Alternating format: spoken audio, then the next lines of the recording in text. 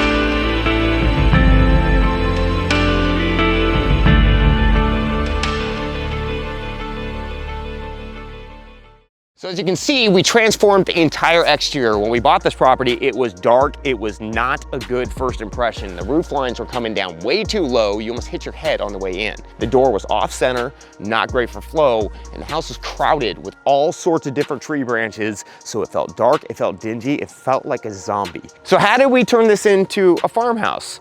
We changed the paint color to white because white's always farmhouse. You either go dark or white. But then it was more about the details that we put in.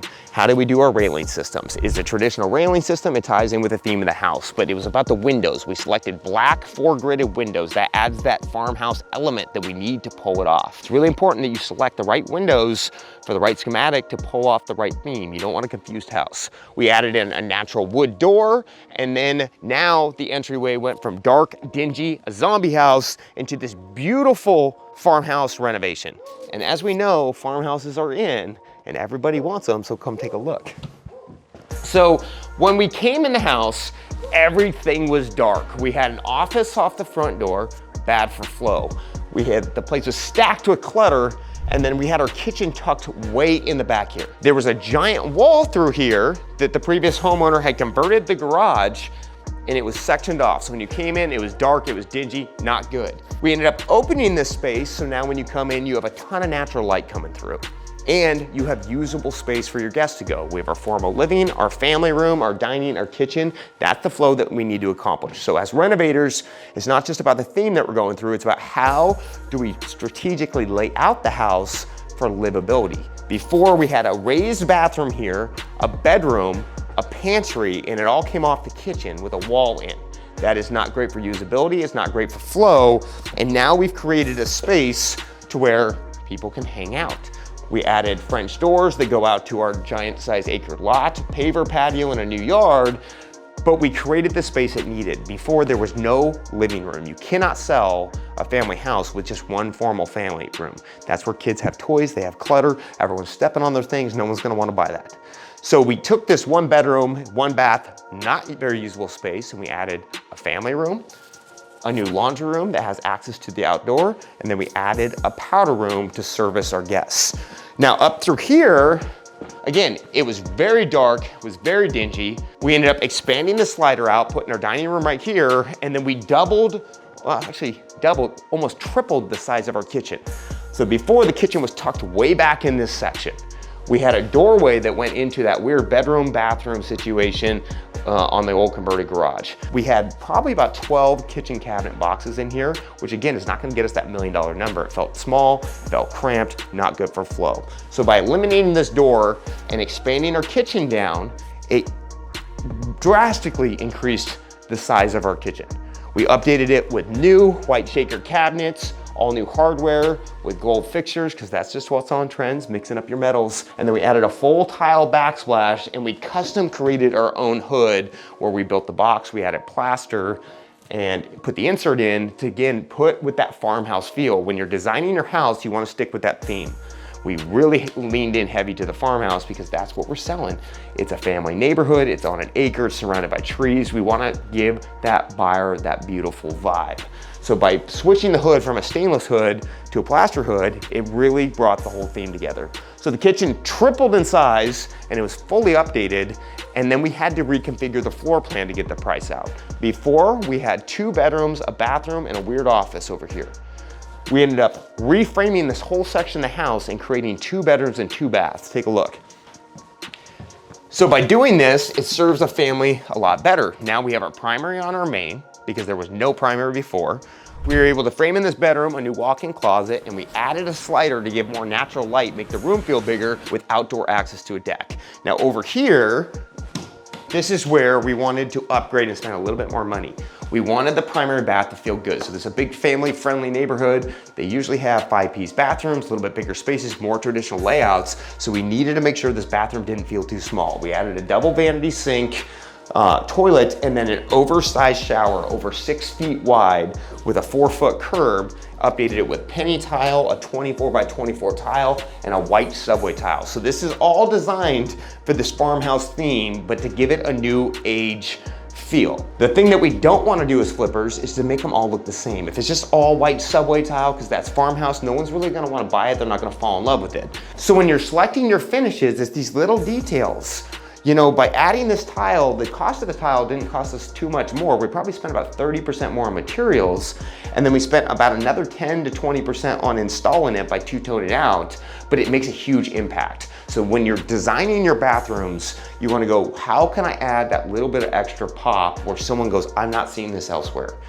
Do that with adding dimension. We added penny tile, the 24 by 24, the subway, and then we Schluter edged the soap niche, all the edges, and the Schluter matches with our tile bars, our faucets, and it's very cohesive. So we went from having no primary to a new primary, which is a huge value increase. So over here, we added another in-suite bedroom over in this section with its own bathroom. So now it's a lot more family friendly, can kind of handle the kids. And then upstairs, we added another 2 bedrooms and a bathroom to give us a total bed bath count of 4-bed, 3.5 bath, which is really important to get this $1.4 million number. If we would have been a 3-bedroom, we could have been about 1.2. If we would have been a 2-bedroom or 3-bedroom with no primary, we could have been about 1.1. So by adding the right layout, not just the finishes, it really bumped the price of almost $300,000.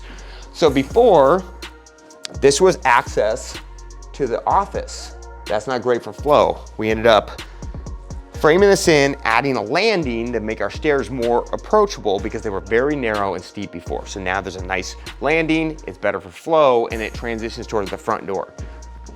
Now through here, we had very, very low ceilings. We were able to demo these up and bring these up and then raise the ceiling height from about right here all the way up. Don't ever discredit your ceiling heights, guys. It makes it feel dark, makes it feel dingy, it's not sellable, and people do not want to buy it. So by adding the extra 6 inches to the ceiling, it transformed the whole space. And now it feels like a much more usable second story. We put in a nice big bedroom in this section through here. It's got its own little built-in desk area, and then another kid's bedroom in this section. But most importantly, we had to add this bathroom for the function.